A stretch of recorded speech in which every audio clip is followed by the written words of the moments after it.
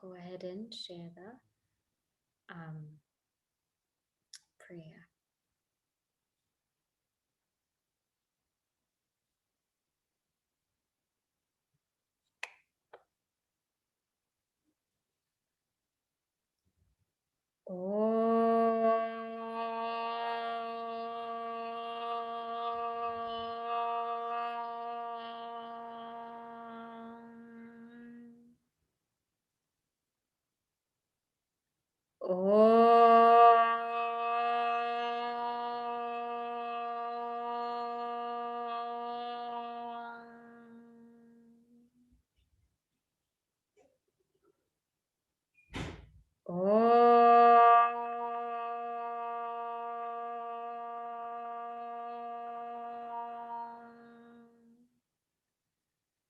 Om Sahana Vavatu Sahanau Bhunaktu Saha Viryam Karavavahai Tejasvinavadhitamastu ma vidvishavahai. Om Shanti Shanti Shanti. Samasta Jana Kalyani Niratam Karunamayam Namami Chinmayam Devam Satgurum Brahma Vidvaram Antaryascha Bahirvidutatimiram Jyotirmayam Shashwatam Sthanam Prapya Virajate Vinamatam Ajnanamunmulayan Pashyan Vishwamapidamullasatiyo Vishwasya Pare Paraha Tasmai Shri Ramanaya Loka Gurave Shokasya Hantre Namaha. Okay. Shrikant, you are chanting today, right? Okay, so you go ahead. Sure. Hold on.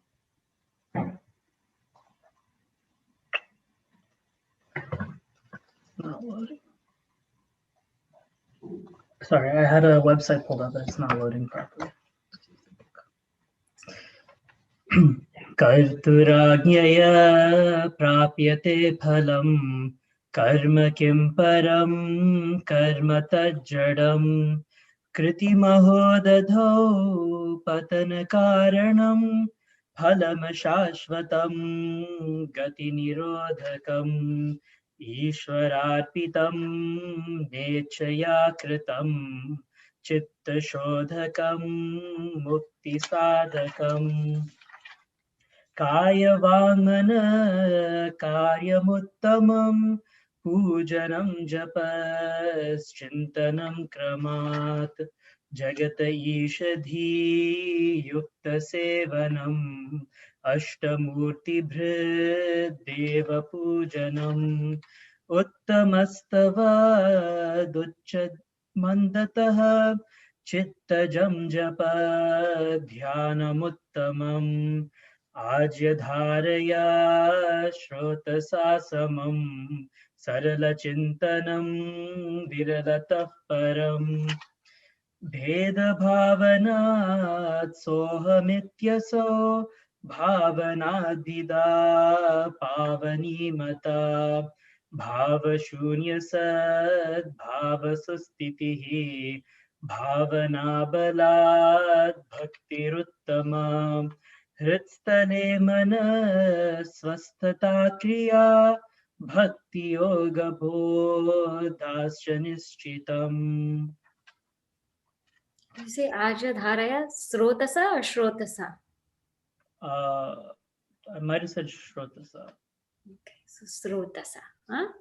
Srotasa. Okay, next week, who can chant next week? Someone who hasn't gone yet? Anybody can chant? Payal, you want to try chanting next week? Can I do the week after, Shivanaji? Okay, okay. That's okay. Okay, okay. Okay. All right. I can do it. Okay, yes, I was gonna call you. So good. So Casey will chant next week, and then Payal the week after, and then Rishi, Vaishnavi, Swarup, you learn and you can chant. Huh? It's very easy, the tune. Okay? Okay, so now where are we at? Upadesha Sara. Okay, so let me ask you, do you remember where we're at? Where are we at in the text? So anybody can say.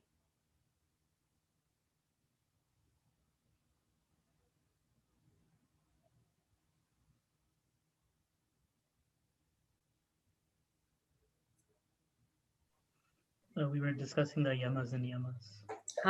Yamas and niyamas, right? So we have discussed the yamas and the niyamas, right? The don'ts and the do's, yamas and niyamas. And we were in the portion of niyama. So in niyama, we had talked about shaucha, inner and outer purity. We talked about santosha, contentment. So these two we covered. So now today under niyama, so where are we? We are in Ashtanga Yoga. Why are we there? Because that's the next section of Upadesha Sara. Then the third one to discuss under niyama is called Tapaha. And this word Tapaha, most of you have already heard it. All of you have already heard it. What does this word Tapaha or tapas mean? See, from one of the definitions of tapas is any attempt to make our minds single-pointed. That is called tapas. So any attempt that is made to make our minds and our senses single-pointed, that is called tapaha. And that tapaha, it comes from the root word tap. This we all know. Before, we talked about Brahmacharya. It had come in the yamas, Brahmacharya. What is the difference between Brahmacharya and Tapaha? See, in Brahmacharya, we are saying, don't indulge excessively. You keep a life of moderation. Keep a life of moderation and engage the senses intelligently. So whatever our eating, our sleep, our exercise, our work, everything is in moderation. And we don't unnecessarily engage in things that can drain our energy. Because remember, the phala of Brahmacharya is virya. It's that vitality. So in Brahmacharya, it's all about living a life of moderation, living a life of simplicity, literally walking in Brahman so that I preserve all of that energy. Okay, that is Brahmacharya. So in that yama, it's a don't indulge excessively, practice Brahmacharya. Now in the niyama, what is tapas? That energy that you conserved in Brahmacharya, that energy that you conserve by not going out, going here and going there, to unlock the potential of that energy is called tapas. That Brahmacharya, it enables tapas. So if I want to see those who are practicing, only those who are really practicing Brahmacharya can actually engage in some kind of tapas. Otherwise, those who are not practicing Brahmacharya, you cannot do any kind of tapas. And now why is it called tap, to burn? Because literally it burns the impurities. See, the opposite of tap is pat. Very interesting in Sanskrit. Pat means falling. So if we want to avoid fall in life, we have to do tap. We have to burn. That is why it's called tapas. And also because it burns to practice it. Doesn't it burn to wake up earlier? Doesn't it burn to eat less? It burns to sit in our sadhana for so long. So that is why it is tapas. So this tapas can be anything. It can be puja, it can be japa, it can be chintanam, it can be studying intently, it can be sitting quietly, reading can be a tapas, attending a class can be a tapas. Anything that keeps us very single pointed and focused is called tapas. So this tapas, it unlocks our energy. Now in this particular section, in this niyama, what kind of tapas are we talking about? Because if we go into just that word tapas, we can cover so many wide ranges. In Bhagavad Gita, in the 70th chapter, there will be body, sharira tapaha, vak tapaha, and mana tapaha. The 3 types of tapas. And then if we go further, there is also sattvic tapas, rajasic tapas, and tamasic tapas.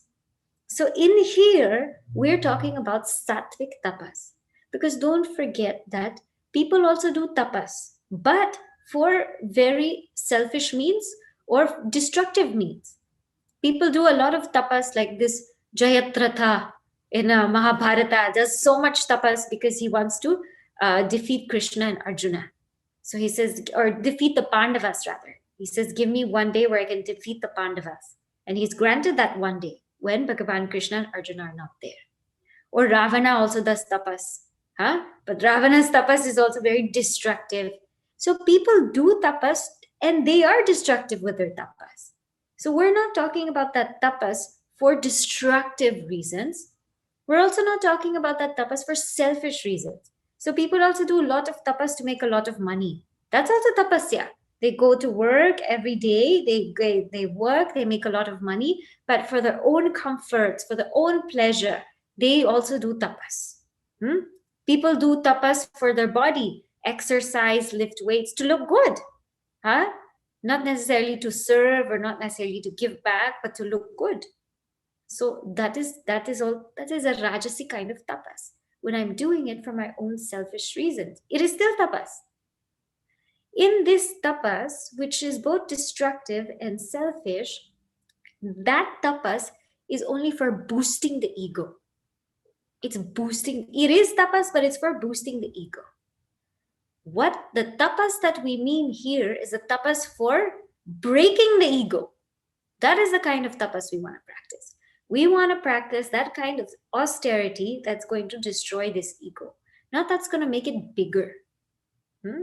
So because in this niyama, it is going from this kamya karma to nishkama karma. So remember, that's the purpose of this niyama. It is moving towards a selfless pursuit. So the nature of tapas is also selfless.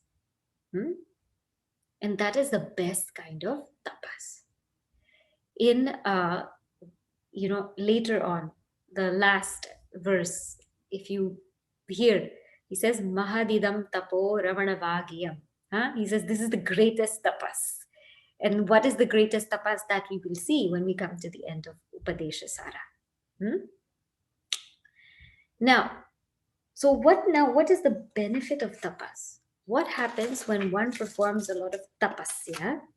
So the benefit of tapas here is kayendriya siddhihi ashuddhikshaya tapasaha.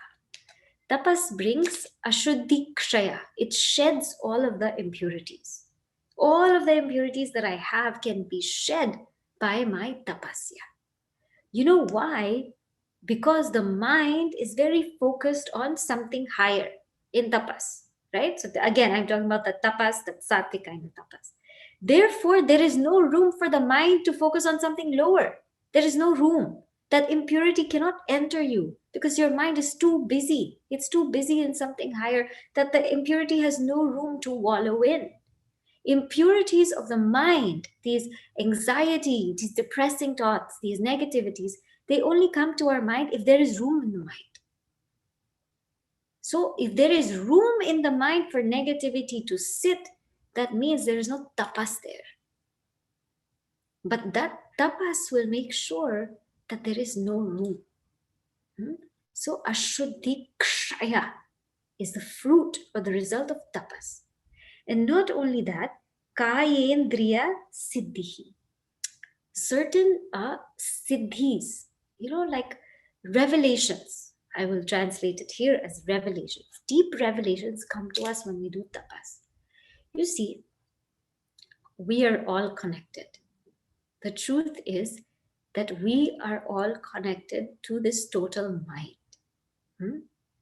Now, what happens is you and I are running on our individual minds. Every day we're thinking based on our individual minds. But when we do a lot of tapas, our minds expand and connect more to the total mind. It opens up.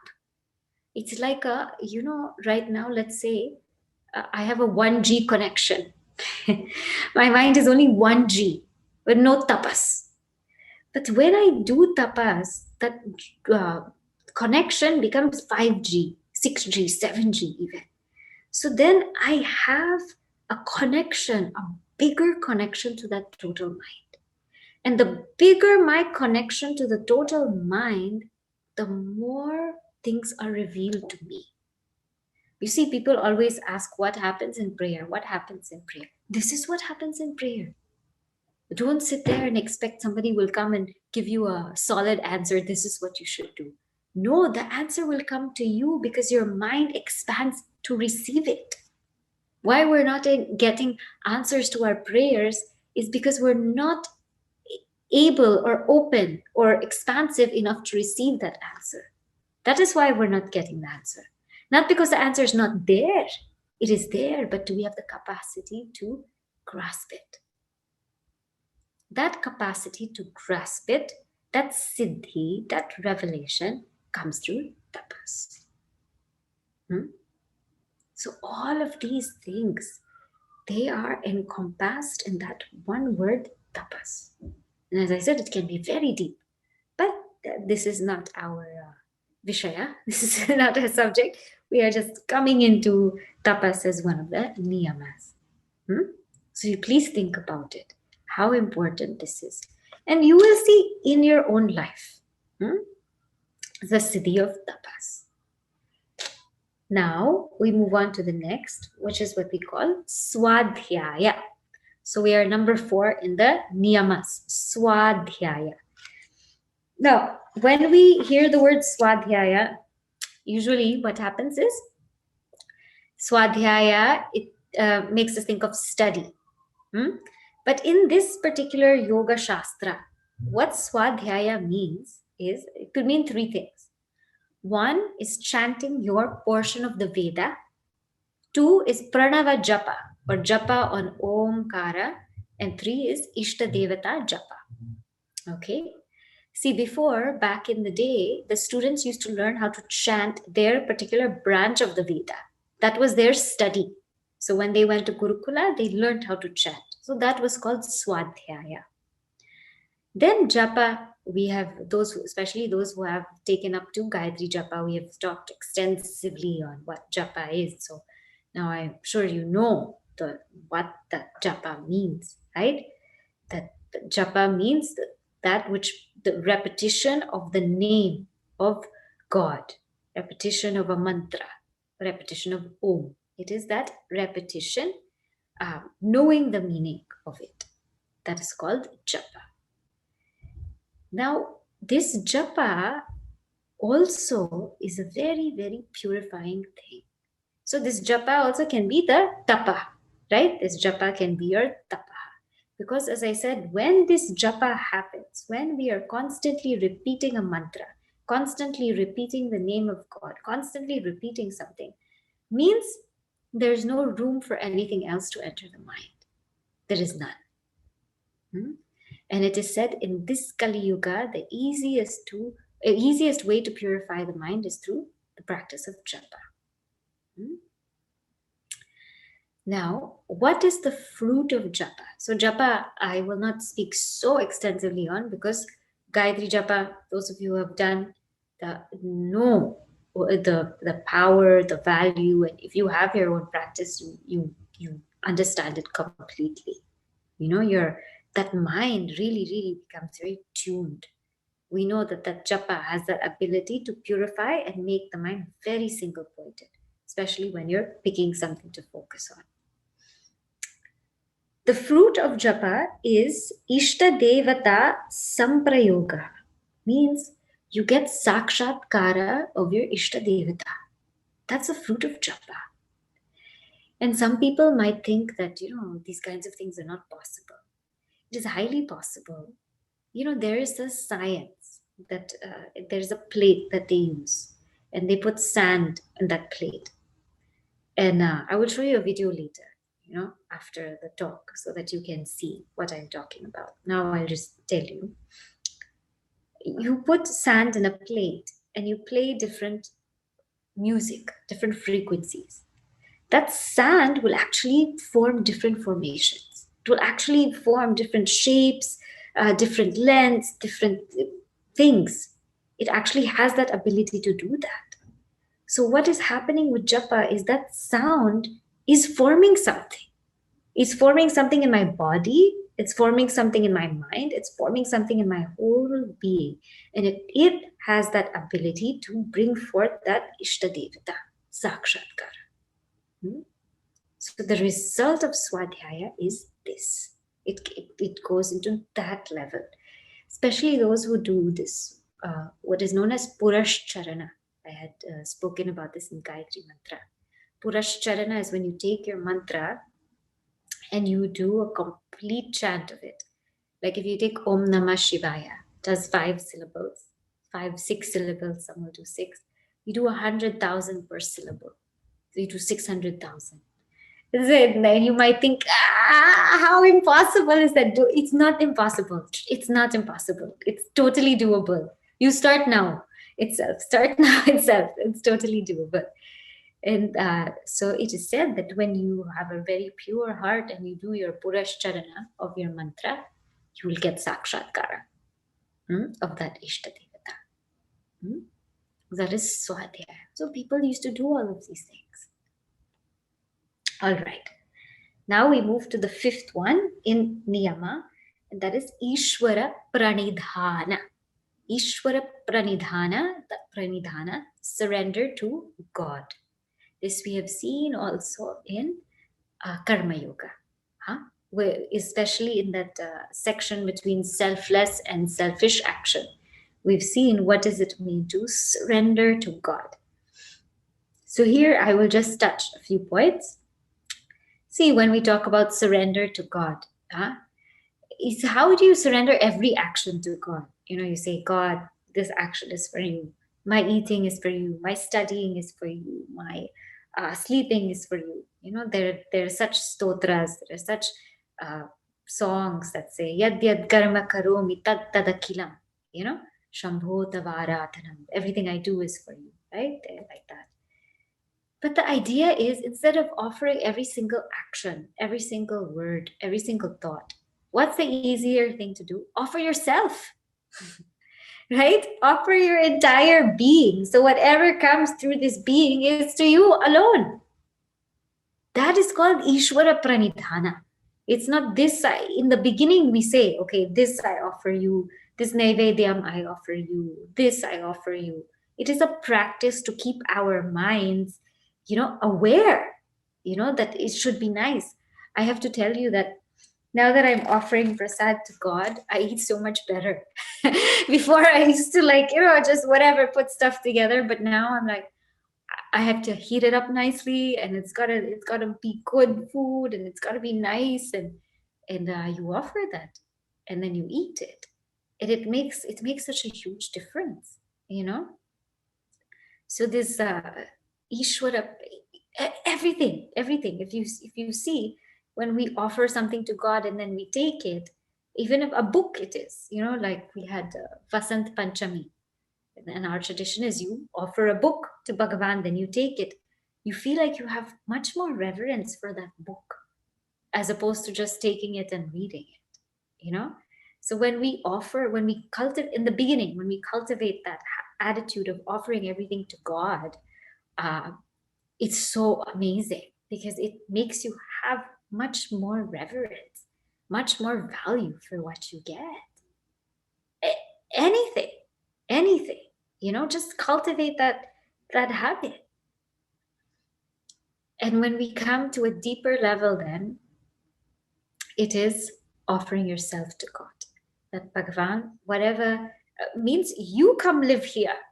Forget me offering every action to you. You come live here and you do everything through this body and through this mind. That is true Ishvara Pranidhana. When we lose ourselves in God.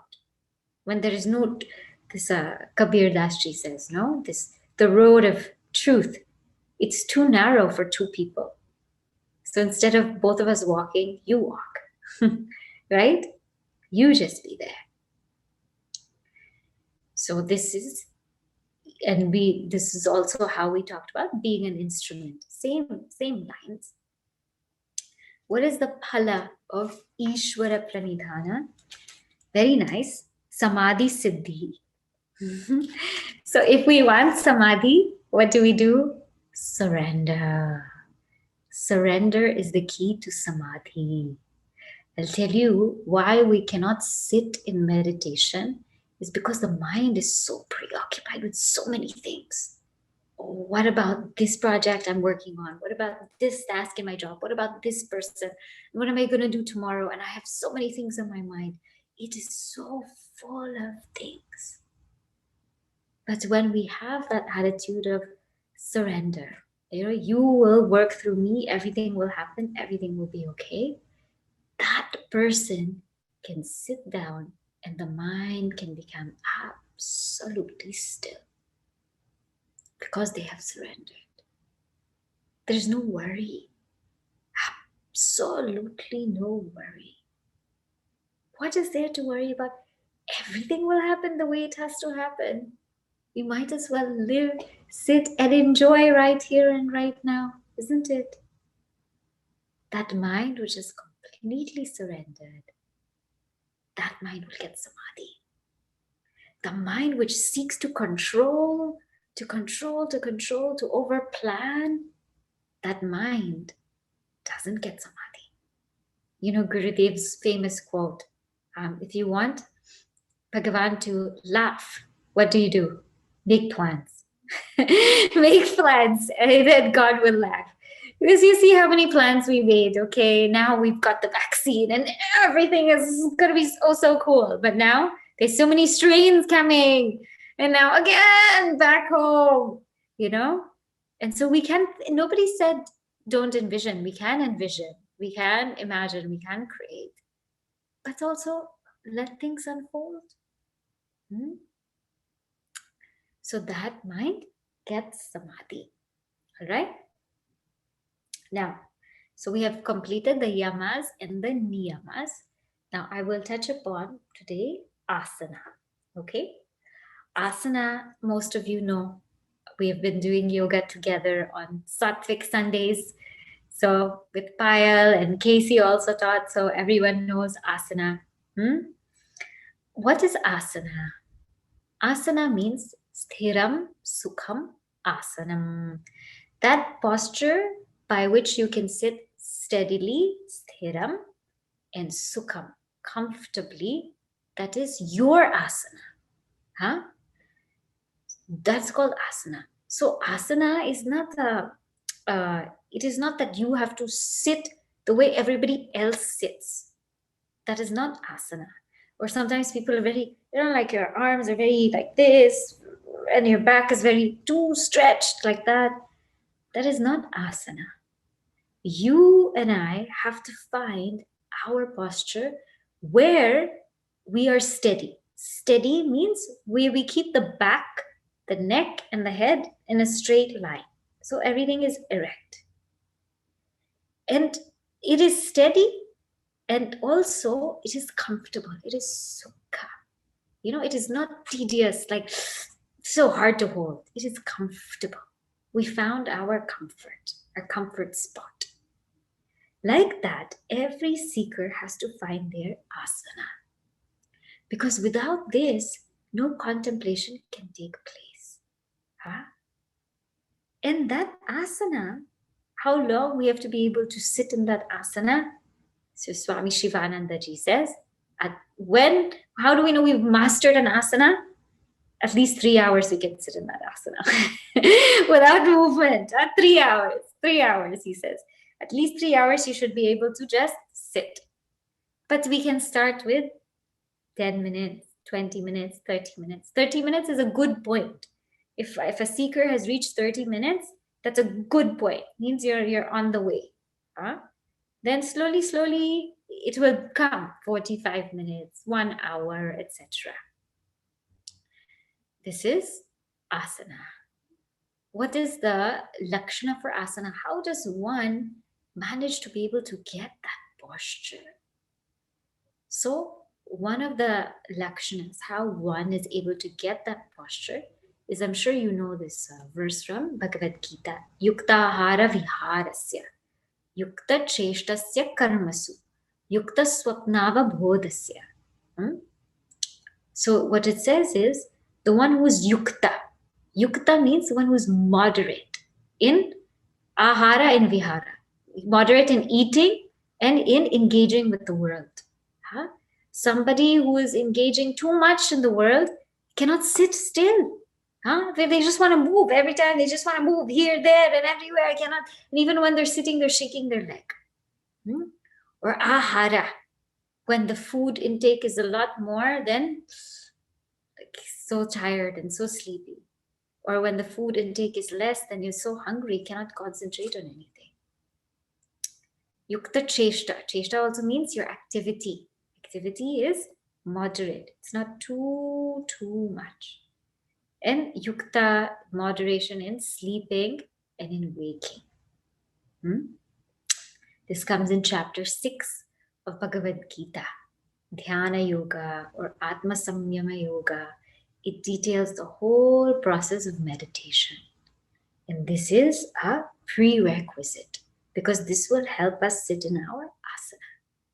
So when we come to our asana, it's like coming home. It's like, now I'm home, now I'm in my asana. So, and it is important to sit in the same place. So not only is it important for me to have my posture, but it is important to sit in the same place because that thing develops a vibration. Everything vibrates at a frequency. Even a water bottle vibrates at a frequency. Everything vibrates at a frequency. So that thing gets used to that frequency. And so when your mind touches that asana, it helps your mind settle down.